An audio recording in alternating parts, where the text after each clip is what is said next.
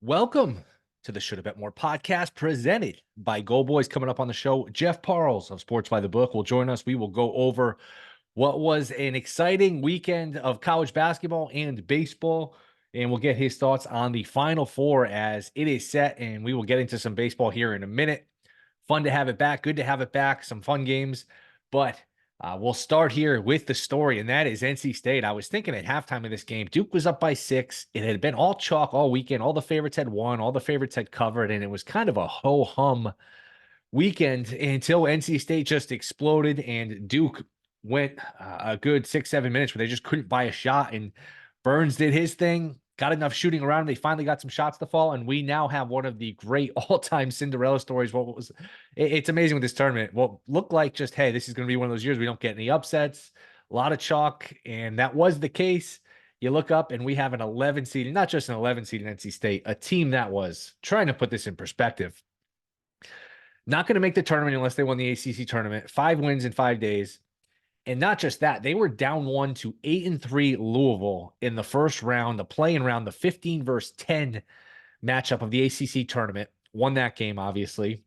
They were down 3 with 4 seconds left in the ACC semis against Virginia. Virginia's going to the line to shoot a 1-and-1 with an 85% free throw shooter. If he makes one of them, the game's over. Even if he didn't, which he obviously didn't. NC State could just Virginia could just foul, and NC State, is going to have a hard time scoring 3 points with 2 free throws. And if NC State loses that game, they don't get in. The coach, from all reports, was gone. He was going to get fired. Now he's going to be there for the next, who knows, 5-10 years. He got an automatic 2-year extension. This is one of the, and not just that, going into the ACC title game, they were like plus 450. They were a good 10-point underdog in the ACC title game against North Carolina.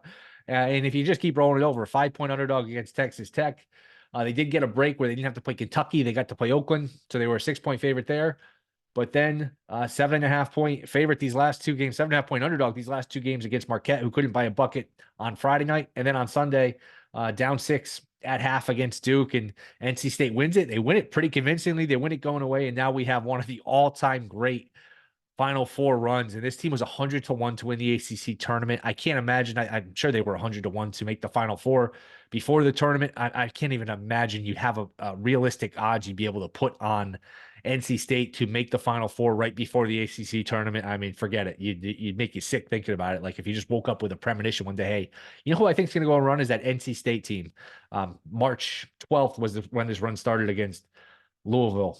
If you woke up on March 12th, I got a feeling, I got a hunch this NC State team, they're going to win the ACC tournament. And they're going to the Final Four. I mean, 1,000-1. I wouldn't even know how to put a number on 1,000-1. Wouldn't even be a fair price. I mean, it's just so just a once in a lifetime kind of accomplishment. And again, look, they really Oakland had the ball with a chance to win at the end of that game, but they really controlled the game against Texas Tech. I know Marquette missed a million shots, but they led wire to wire against Marquette, down 6 at the half. But once they got a lead, I mean, it was pretty much their game. The last 9-10 minutes or so, there really wasn't much doubt. Once they got up 6-7 points, they just kind of pulled away. They kept them at arm's length. So just an all-time run. Great story. And that leads them against Purdue. Purdue's laying 9 here as our Final Four set. 2 big favorites. I mean, let's face it, we're looking at a Purdue UConn national title game. I mean, we really are. It'd be very surprising at this point if it's not, and that would be a great title game if it's not Edey versus UConn. Edey is the face of college basketball. We don't have a lot of faces of college basketball with the way these guys just go to the NBA, G League Unite, all that stuff. We don't have a lot of stars in college basketball. Edey's the one star. Edey's the one people recognize. You have the backstory with Purdue losing so many times is higher seeds, the 1 seed upset last year as they lost to Fairleigh Dickinson. Edey's a star. UConn's the marquee team. So that's going to be the title game, I would think. And then you throw in the NC State Cinderella run, Bama with their offense. It's setting up to be a great Final Four. What UConn did to Illinois on Saturday was just, I mean, there's no words for it. Just absolutely stunning.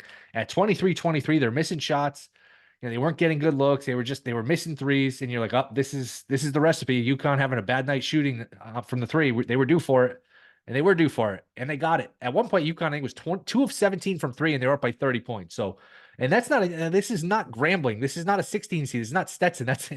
That was an Illinois team that won the Big Ten tournament. That was an Illinois team that was very good, and they just got blasted by UConn. So I'm sure we're looking at a UConn-Purdue final. The odds suggest we do. I don't think NC State has another one in them. And I picked them on the air On Saturday night um, against Duke. I thought that they were very live. I thought they were live against Marquette. I don't think they're as live here. I don't know that I'm dying to lay the 9.5. I don't know that I'm dying to lay that, but I think Edey's too much. And by the way, look, good win for Purdue against Tennessee. That was a tough one for Tennessee. Some of these teams that, blew the games, or whether it was Tennessee up 12, you can't say they blew the game, but they were up 12 in the first half.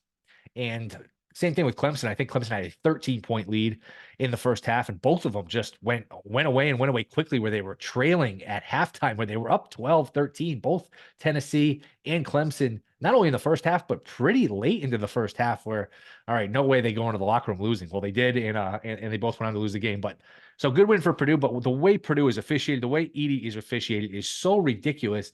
I mean, you can't breathe on the guy. He's allowed to club people, and he doesn't get called for fouls. It makes it hard to watch the games. It really does. It was very frustrating to watch some of the touch calls on Edey, the foul discrepancy. Now, look, when you got a guy like Edey, you're going to go to the line more than a team like Tennessee. He just doesn't have the ability to go to the line. So I think that's a misnomer that, hey, if the free throws aren't even and this game is rigged or the game's unfair, that's not true. But I do think it's a little much here with Edey going to the line. But that'll be a fun one. If anyone can beat UConn, and I would still pick UConn to win the whole thing.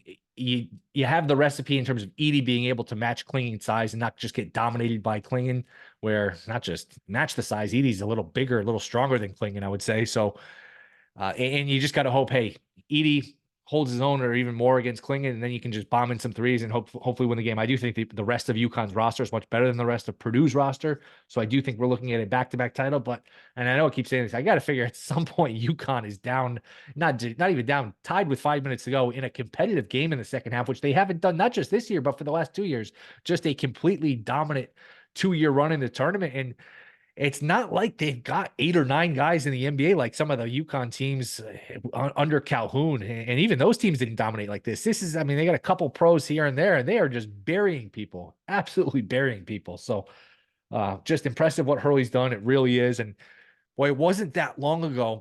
They went into last year's tournament. Hurley hadn't won a game in the tournament at UConn.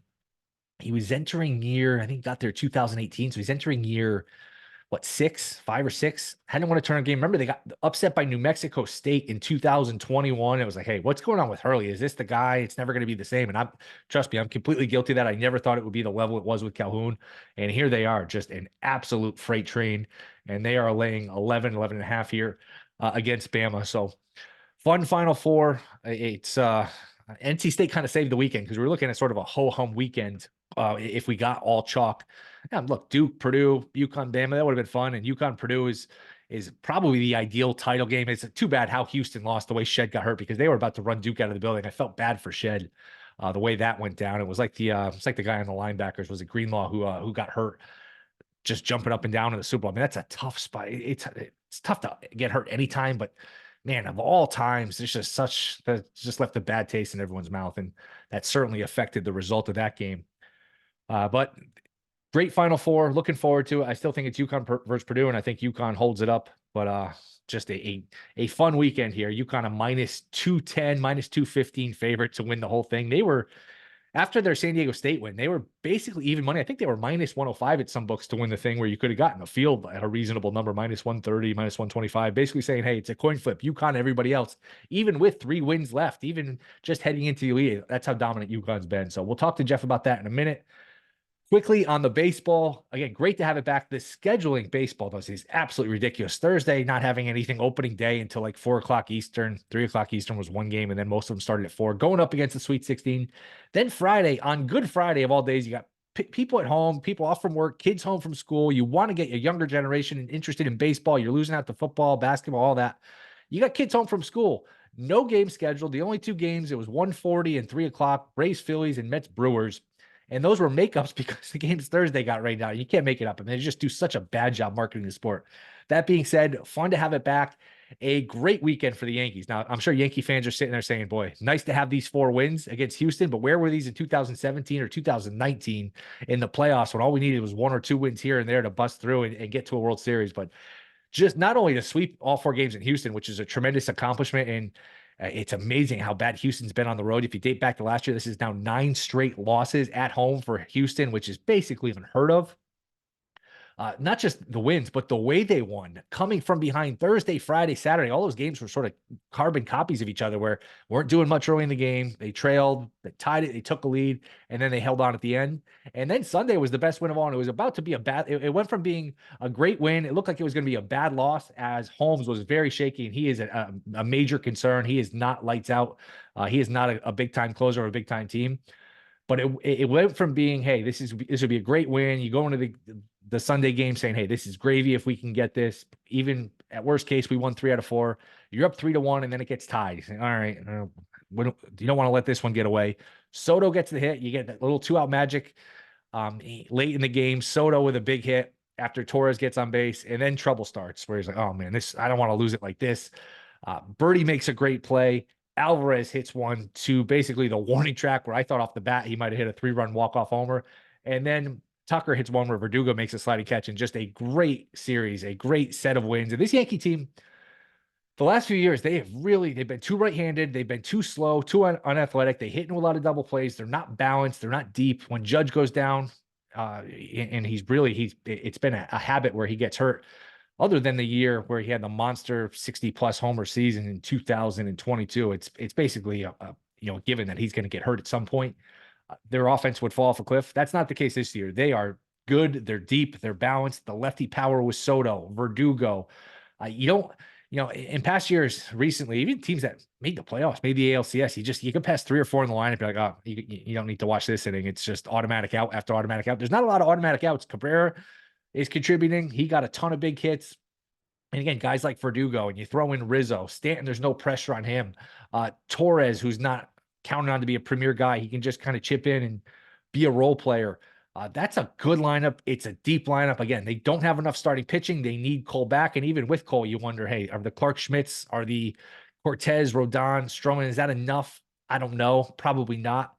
But with that offense, and you get Cole back, that's a start. You're in the conversation. You're definitely a playoff team, but they definitely need to do something about the 9th inning. Again, Holmes saved three games here. So you're sitting here saying, what are you complaining about? He saved all 3 games. Thursday, he was very lucky to get out of the game with a win. Soto threw the guy out at the plate. Today, they were hitting line drives all over the place, easily an inch here, an inch there. He blows that game. So he could very easily have 2 blown saves in 3 days. So again, I don't know what you do. It's not like there's a logical next guy to step in and be the closer. Maybe Loaizaga. They got a bunch of good setup guys. They don't have that great guy where you could just plug him in and say, all right, Holmes, you're going to need Holmes to get big outs, whether it's the 7th, 8th. He's going to have to be one of the guys. So he could just as easily blow the game in the 7th or 8th. So I don't know what you do with him. And they're not going to do anything now. He's 3 for 3 in saves, but definitely something to keep an eye on. Definitely not trustworthy. He can lose the plate. He getting hit. I mean, he had a stretch when they traded for him when he was absolutely dominant, but that feels like a long time ago now, where he's very untrustworthy. When he goes in there with a 1-run lead, it's not going to be easy. Even if he gets it done, there's going to be base runners, there's going to be traffic on the bases, and it's an uneasy feeling with him with a 1-run lead. I don't trust him. But again, it's April. I don't know what you're doing for a closer. It's not like maybe at some point you call up the Mets and say, hey, you guys aren't going anywhere. And it looks like they're probably not going anywhere again. We're only 3 games in, but 3 games is 100% of the sample size. So it's not a lot to go by, but it's all we have to go by. Maybe you can get Diaz, maybe you get somebody, maybe we'll see the Yankees be aggressive here because they have a good team. They got a little magic. They've got a little karma. Again, it's only a weekend, but I like the feel of this team as long as they can stay healthy, which is always a big if with them. If you can keep Judge and Soto on the field and some of these other guys and just keep your team on the field, they're going to hit. They're going to score runs. They have a good team and they have a fun team. So impressive from the Yankees. Some other things just around the league. Like I mentioned, Mets, awful weekend, 0-3. I thought they'd have a good lineup. I didn't like their pitching. They were one of the unders I gave out before the season. The Rockies are awful. The Pirates, 4-0. I know the Pirates started off good last year. They started off well last year. And I think on the show right before the season started, the Wednesday show with Mitch, I mentioned, hey, the Marlins are a team I'm looking to go under because they had so many one-run wins last year. That's not something that's you can expect to duplicate going forward. That was a little fluky. They were completely outscored. When you look at some of the advanced stuff, they should have never had a record as good as they had. And we've already seen that's starting to correct a little bit. They're 0-4. I'm rooting for the Pirates. Pirates would be fun. I hope the Pirates, I don't know, can they possibly win that division? I don't know about that, but they haven't been good in a while. That's a loyal fan base. Cruz is a fun player. They got Skeens in the minors. Maybe the Pirates can stay in the mix here and at least be in the mix for a wild card. So again, it's only 4 games, but fun to have them in the mix. Hopefully they can make a run the Pirates. So good weekend for the Pirates. Good weekend for the Yankees. Just nice to have it back. I mean, once it's back, that's the good thing. It's every day. You look up and Wednesday and Monday, there's games, Braves, White Sox in the afternoon, Cubs play in the afternoon, Pirates, Nationals. You can pretty much put a game on at any point and put a TV on at any point during the day on a weekday. And usually you're going to have games, despite the fact that baseball is just completely lost when it comes to scheduling these games. So happy it's back. Pirates plus 850 to win that division. Is that enough? I don't know. I mean, it's a fun one. Can they win 85, 86 games? Some of this young talent marinates. Maybe they make a trade at the deadline. Probably getting ahead of ourselves, but I don't know. I made dumber bets, that's for sure. So good for the Pirates, rooting for them. They are 4-0. Yankees are 4-0. Baseball is back, and Jeff Parles is back. We will talk to him next about the Final Four, first weekend of baseball. That is next. This is the Shoulda Bet More podcast. All right, we are back. Shoulda Bet More podcast. He is back. Jeff Parles from Sports by the Book. We'll talk a little Final Four, Major League Baseball. Jeff, what's going on, man? It's amazing. The calendar's turning to April. The Mets are already 0-3. It's hey, look, it's a great time of year, and as I jokingly said to you before we started recording, we got two very interesting matchups in Arizona that I don't think anyone could have expected what we're getting in the Final Four. Will. We'll start there, and we'll get to baseball. You can use this as a therapy session for you because it's funny. I think you might be the first third-time member of this pod, and Nice. the first time you were on, I'm optimistic about the Mets. This was before Senga was hurt. I could see 85 wins if you get in the playoffs. Who knows? Then the next time it was after the Senga injury. You're like, oh, I'm not as optimistic. Then it's we're slowly going backwards in terms of the optimism. We got to start with the basketball. I guess I'll put it this way: can you make a case for either underdog in these Final Four games? Is there anything that prevents us from a UConn Purdue final? And if so, what is it? All right. Well, you know what? I'll make a case for both of them, even though I don't buy the Alabama case. Alabama's variance is so high. I mean, just look at what they are. They're a team that shoots a ton of threes. And look, if Alabama somehow has one of those games, Will, where they hit 17, 18 threes, which I know sounds crazy to people on the surface, but it's not out of the realm. They're going to take 35. I mean, look, you get one random good variant shooting game from Alabama from three. Yeah, you know what? They can stay in the game, maybe pull the upset. I mean, the weird thing about the regional final with UConn is, I mean, they didn't even play well on offense until that 30-0 run. I mean, if Illinois had any semblance of offense, Illinois might have been up 10 at halftime, and a 30-0 run would have been from instead of going from a tie game to a 30-point lead, would have been from down 10 to up 20. But it just, the UConn is such a behemoth, man. It's pretty amazing that they're actually significantly better than they were a year ago when they steamrolled to the title in the NCAA tournament. They just demolish everyone. Klingon is so good on the defensive end, as good of a shot blocker as again. I guess I wasn't alive when Mutombo was at Georgetown. And if I was, I don't remember it. Same thing with Morning. But I mean, it's that kind of thing at this point with the shot blocking ability. Their guards are great. Hurley's a wacko, but he's an amazing coach. But then the other game's interesting. First off, I will say this. I'm happy we don't have to watch Purdue Duke because there was really no redeeming qualities about this Duke team. I'm happy they're gone, Will. Look, Edey's going to win Naismith Player of the Year. He's vastly improved from he was a year ago. But watching Purdue games is just such a chore. It's not fun. And especially if you attempt to bet the other side, because the refs are just, it feels like they're on this one-way mission to get Purdue to the national championship game.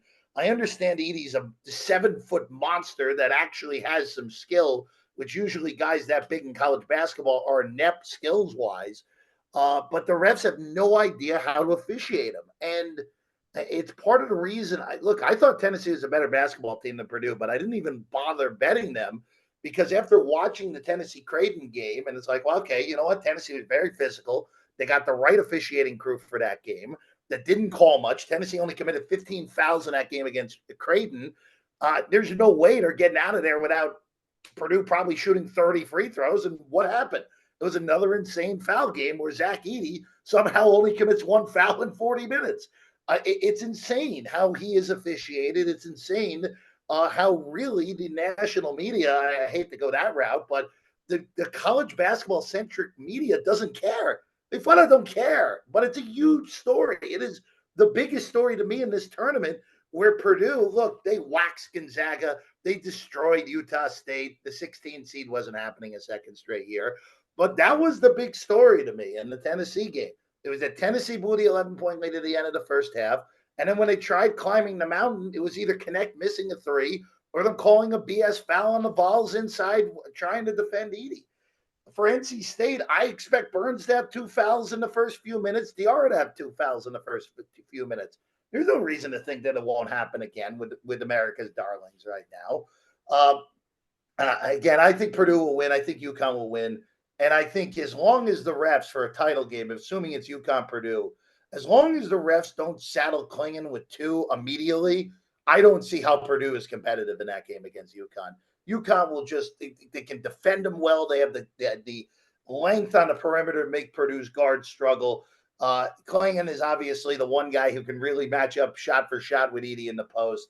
And as long as the refs don't do something stupid, there's no reason to think UConn's not going to win both of these games by double figures and do back-to-back tournament runs by 10 points or more in every single game, which is just unfathomable greatness there, Will. Point spread for either game. Who would you bet? Is it worth betting? UConn, we got laying 11.5. We got Purdue laying 9.5. If I force bet you on either one, which way are you going?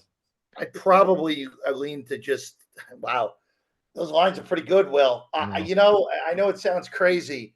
I know what you're going to say, and I'm totally with you. If you made me bet it, I probably would actually lay it with Purdue. And it pains me because I love this NC State team. The story is insane. DJ Burns is awesome. DJ Horn has been so good in this tournament. But at some point, the run's got to come to a screeching halt. And like I said, I really do think that the refs will put 2 fouls on DR and 2 fouls on Burns immediately. And I don't know how NC State can compete with that. I think of all the 4 sides potentially there, I think Purdue laying the points is probably the best of all of them. Oh, interesting. When I said I know what you're going to say, and I'm with you. I thought you were going to say you take the points with Bama because that's the second best one because here's the problem. Well, I kind of made it a rule for myself that I'm just not betting these Bama games pre-flop because their variance is just so high because of the way they play. Where they're not shooting through. Like if Alabama goes 5, let's say Alabama goes 6 of 28 from 3. They're going to lose by 25 points to UConn. They're going to get annihilated if that happens. But, I mean, look, they hit 10 threes, which probably would be about average for them. Like, all right, they could lose the game by 9 and cover the number and still lose a game that's not really competitive. So, yeah, I think of the 2 dogs, I'd rather have Bama. And I know that's weird to say with the dominance of UConn, but I think I'd rather have Purdue as a favorite over UConn just for the variance of Alabama. And here's the thing with Bama, if you're serious about winning the game, and there is a recipe, and like you said, it just hit a zillion threes. Be up 12-4, be up 14-6, be up right off the bat. Where UConn, you look up at the scoreboard. We haven't been down 8 too many times in this tournament the last 2 years. So put UConn in a position where look, they're good enough where they can certainly dig out of it, but make them at least think twice. Make them at least put in a position where they're playing catch up and not just the hammer versus the nail. No, 100%. It's and again, I think UConn, I know they weren't really down in the Illinois game, but I mean, that was an ugly first half for UConn. I just couldn't make a shot outside of 2 feet. And, that's the really amazing part of that 30-0 run, Will. Usually when you get some psychotic run like that, it's because the team just starts pouring in threes. UConn made 2 3-pointers in the 30-0 run. It's nothing. It's just incredible what this team is. But you're right. If let's say at the under 12 timeout of the first half, Alabama's up 20-9. Like, yeah, all right. Well, then maybe we can get a little bit crazy here. And Bama, again, like I said, they're just so high variance where you get a good shooting night. And also, actually, we talk about this all the time when we get to the Final Four. Well, we're in the football stadiums now. It's not the natural. It's not the natural sight lines for the shooters. That is the biggest hesitation with Bama here. It's like, what happens? What happens if the sight lines aren't good? Of course, then on the flip side of that is we know what happened in 2018 with Villanova when they set Kansas ablaze in that national semifinal where they made the 21 threes.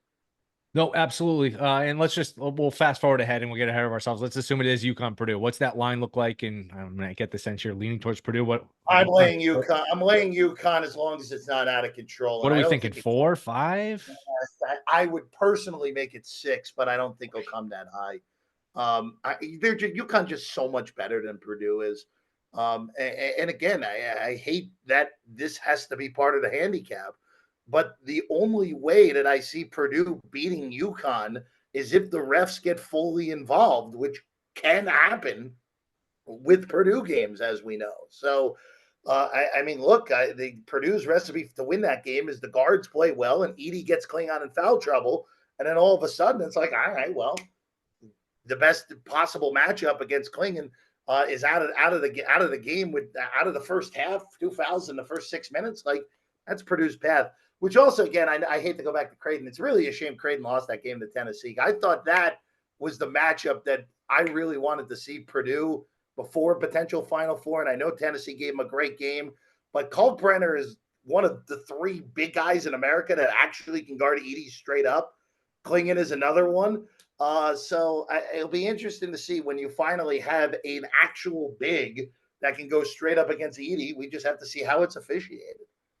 Yep. Any final thoughts on college basketball before we move to baseball? I do think that that is the dream matchup. I mean, Edey's the star of college basketball. We don't have too many faces of college basketball. These guys come and go so quickly. It's not like it was when we were kids. But it's he's the star, and UConn's the team in college basketball. So you have the team and you have the player. It's just that's the perfect matchup, I would think. Yeah, I mean, look, I would again. I still would be surprised if we don't get it. I will say, if you got UConn NC State, that would be very interesting. I mean, you're in a scenario where, I mean, it's David versus Goliath. It's essentially the same storyline as 1983. Yeah. That would be incredible theater if you got UConn at NC State. But yeah, the matchup I think most people want to see is UConn and Purdue. A lot of people hate UConn. I don't. I'm more on the side that I just can't stand this Purdue team just because of the way that that Edey has been officiated in a way this year that we've only seen basically Duke teams be officiated in the way that Edey is officiated. So I would love to see UConn put it on Purdue. I know there'll be some. Same deal as Virginia. Yeah, that worked out great for all of us that Tony Bennett and Virginia won a national championship. Well, that worked out awesome for everybody. Now we're stuck watching Virginia play whatever the sport they're playing is. It is basketball, probably for the next 15 years because Bennett won that one title. Yeah, it's interesting. I find it interesting. You said everyone hates UConn. Of course, I'm in Connecticut, so it's different around here. But I get the sense. I don't get that sense just because I feel like they haven't been that great for that long. Where they were so dormant for a good 5-6 years under Ollie in the American Conference, which is a rinky-dink conference. I get the sense that they haven't been that great that long now. 3 more years of this. Yeah, that's going to happen. But I do find it interesting that you get that sense. I think it more just has to do that people just can't stand Danny Hurley. He's a crazy person. There's no arguing that. I don't think he's a bad guy or anything like some people were bringing up. He's just nuts.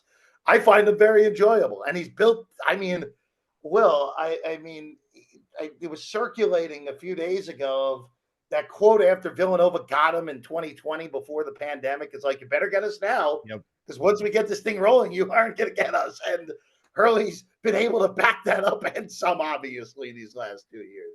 One of the more prescient declarations you'll ever hear. I mean, it really was. Yeah. He's right on. He's spot on. I mean, you couldn't be more right. And it's funny, this year they were really good in the regular. They were great in the regular season. They've taken to another gear in the tournament. Last year they were good, not great in the regular season. They were dominant. So they do hit another gear in this tournament, which is really impressive. It's just not the nature of this tournament to run through 10, 11, 12 games and just kill everybody. I mean, we've seen teams with 7, 8, 9 NBA guys not be able to do this. We've seen Kentucky with that many NBA guys not be able to win a game. And it's not like they're overly talented in terms of guys that are going to be playing the next level, but you look up the scoreboard and they're just beating everybody by 20, 30 points. It's really remarkable. No, it's incredible. It's incredible. And it's funny because last year, Will, I didn't trust them at all. Because if you remember, they were underwater in Big East play well into February last year. And they got to the Big East semifinal, lost there. I think it was Marquette got them in the Big East semifinal. Got upset by New Mexico State the year before. Yeah, exactly. But in a de facto home game in Buffalo, they got upset by New Mexico State. Teddy Allen Eddie Allen at New Mexico State, Yes. I'm pretty sure, that got Chris Jans the Mississippi State job that win. But no, look, they were not trustworthy at all until, of course, last year they win all the games by 12 plus. This year they're winning all the games by 18 plus. It is remarkable what they have done. And I mean, look, I know people will say, the run hasn't been this impressive this year. I think that's ridiculous. Where, yeah, all right, 16 seed. I thought Northwestern was a pretty solid 9 seed. That game was over before it even started. San Diego State played basically as well as they could have for 20 minutes, and UConn won the game by 30. And then Illinois, I mean, this will get forgotten. Going into the game, Illinois was the number 2 offense in the country, and UConn basically held them to, what was it? I think 0.85 points per possession when it was all said and done. Just domination on both sides of the ball. I really have seen nothing like it before, Will. But hey, look, the NCAA tournament, one and done, can provide some weird stuff. Again, Bama on paper shouldn't scare people because of how bad their defense is. But like I said, man, at high variance, you can, again, like I said, I thought Purdue was the best bet for a side, but there are arguments for Alabama just on the variance of how they play, as I said earlier. And last thing on this before we do move on to baseball, if it is NC State or UConn, I do think UConn would kill NC State. That being said, there would be a little pressure on UConn because that's a little Patriots Giants Super Bowl where NC State winning a title, and we're a long way from that. They're 9.5 point underdogs, and they would be double-digit underdogs against UConn. That would be maybe the greatest title upset in the history of the tournament, one of the great ones in the history of sports. I don't think that's overstating it. To see where they came from in the ACC tournament, to actually win the title and beat UConn of all teams to do it. I mean, that's a movie. That's one of the all-timers, if not the all-timer.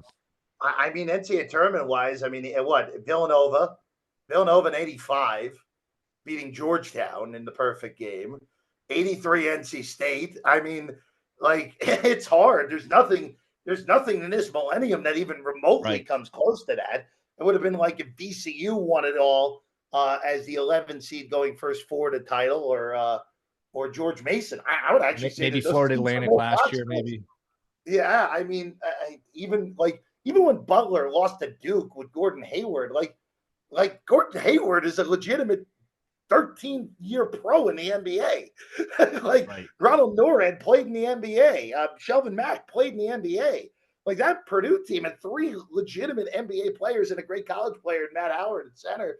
I mean, this was a team that if Tony Bennett, I hate that I mentioned Virginia multiple times, but if Tony Bennett properly fouls up 3, this never happens. It's over. It's over right then and there in Washington, D.C. Instead, they're playing in Phoenix, and it is crazy. I mean, Circa had them at 600 to 1 to win the title 17 days ago. Oh, my God. I mean, they were 600 to 1 to win the title. It is insane. At what point was that? That was before the ACC tournament?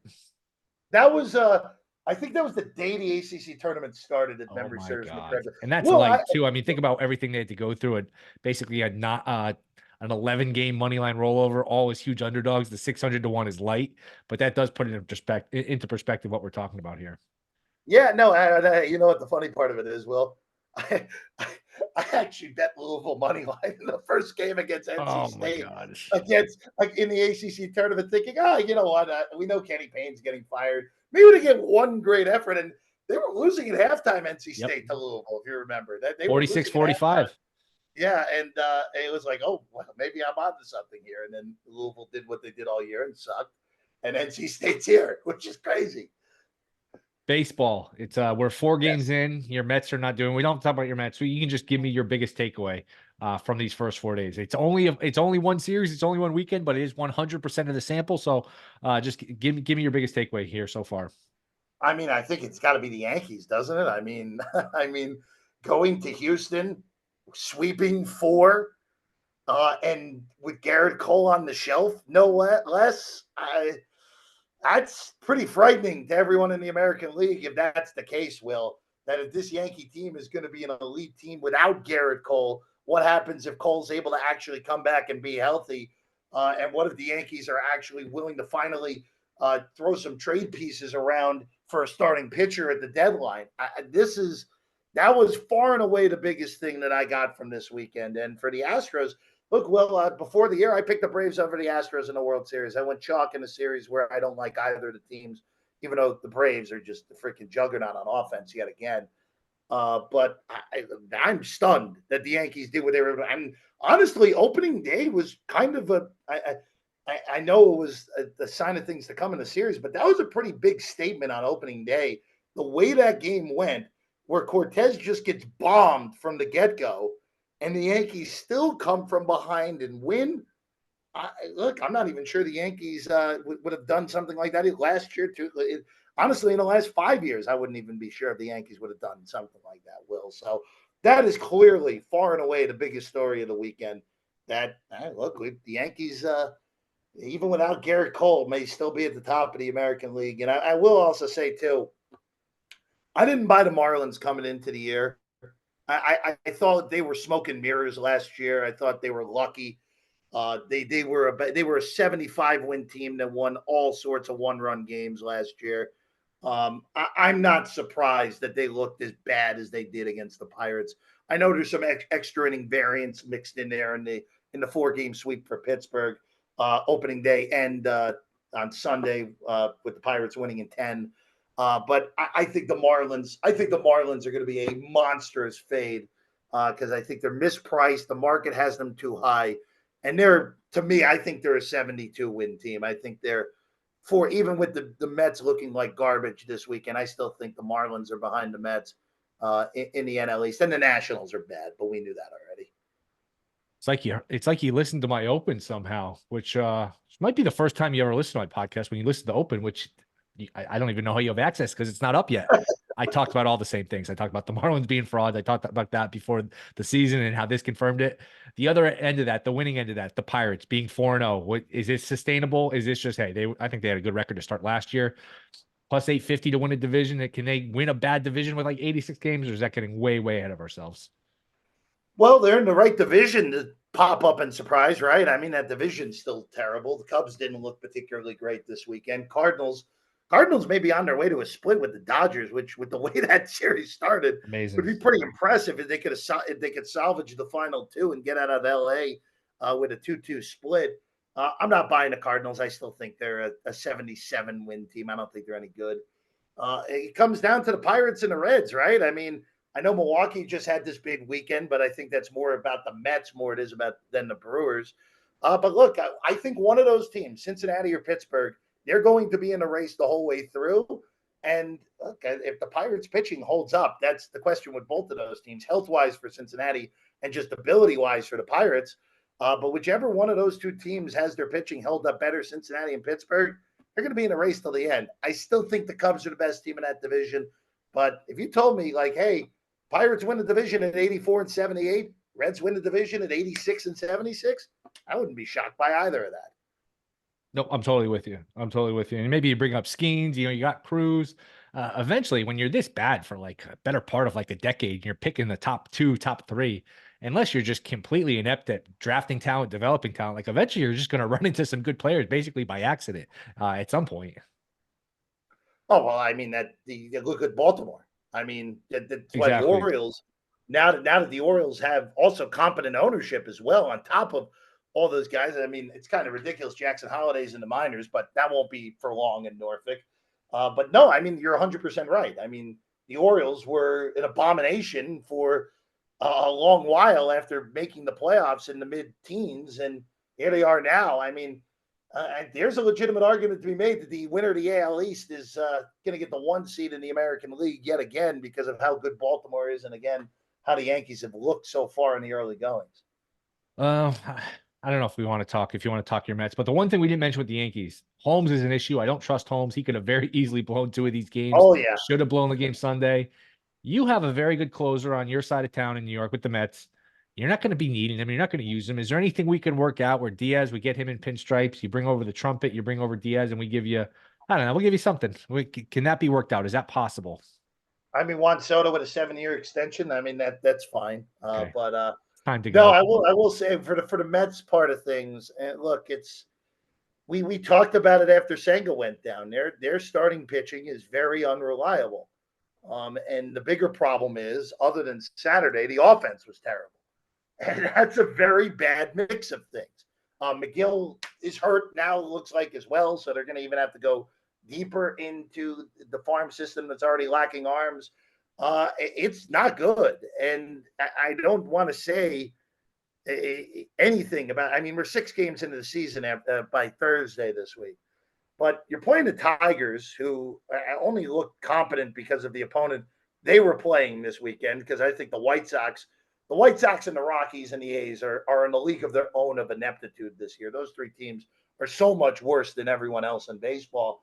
But Detroit, I mean, that sweep was because of the White Sox. It wasn't because of them.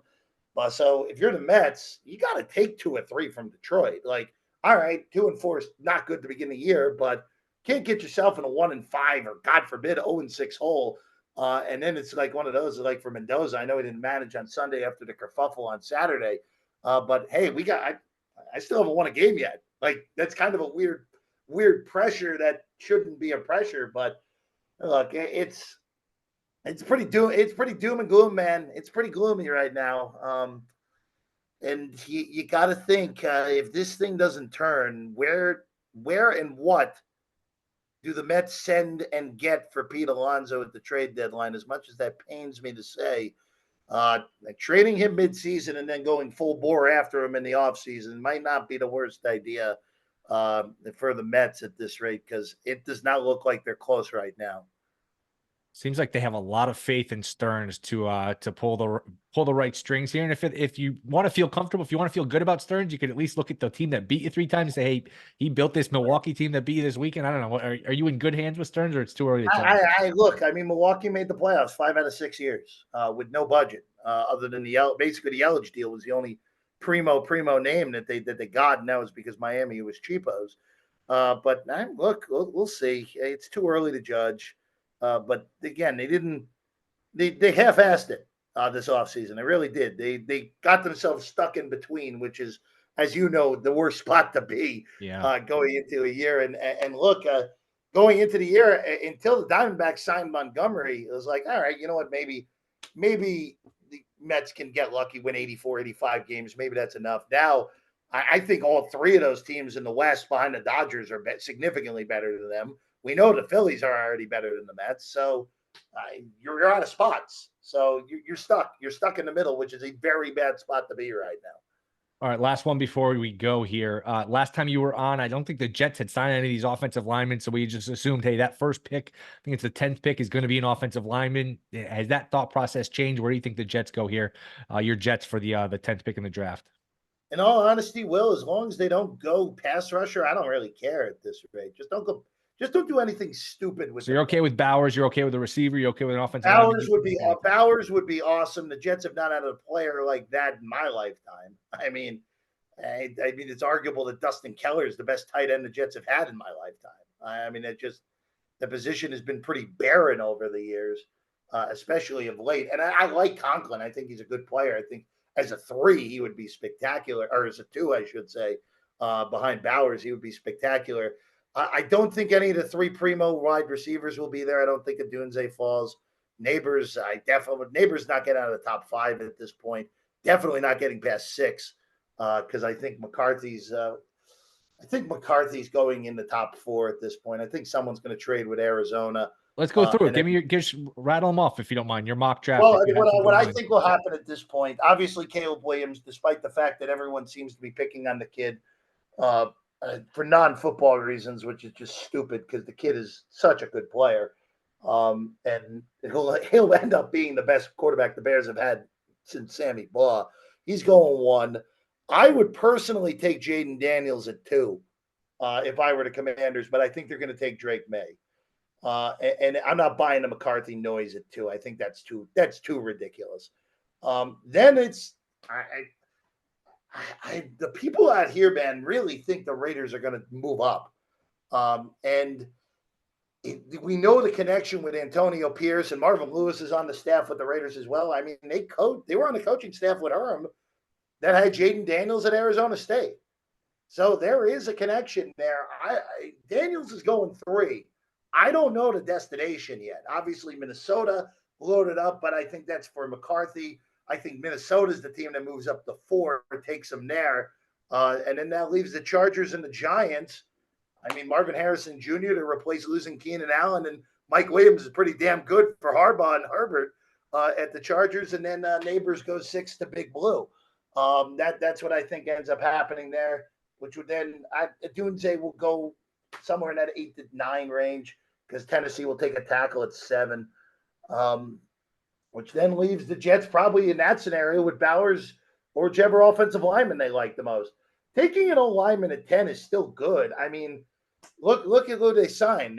Morgan Moses and Tyron Smith are 1-year fixes, more likely than not, and they're really good 1-year fixes.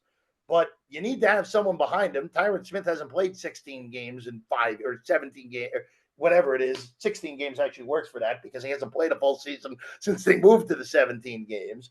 So I would take the tackle. I would take a tackle unless if one of the big three wide receivers got to the Jets at number 10.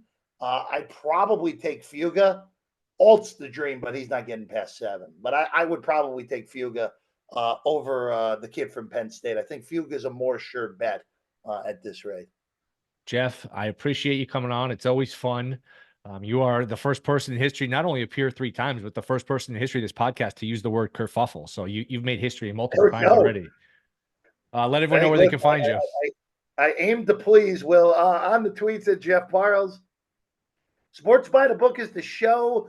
Weekdays, that's 6 o'clock Eastern, 3 o'clock Pacific. Weekends, 11:30 a.m. Eastern, 8:30 Pacific. South Point Studio on YouTube is the easiest way to get us. And I will say it is very good. I text with the Bear all the time, and Gil, I was like, man, I miss these guys. I miss listening to them on VSiN, Chris, Vinny, you. So it is very good for those of you that haven't listened. So Jeff, appreciate you coming on. We'll do this again soon. Will, always a pleasure, man. Thanks for having me. All right, that will do it. Thank you guys for listening. Thank you to Jeff Parles. We'll be back Wednesday, talk more baseball, Final Four, getting close to the NBA playoffs, NFL draft. So fun time of the year. Don't forget to rate, review, subscribe. See you guys Wednesday.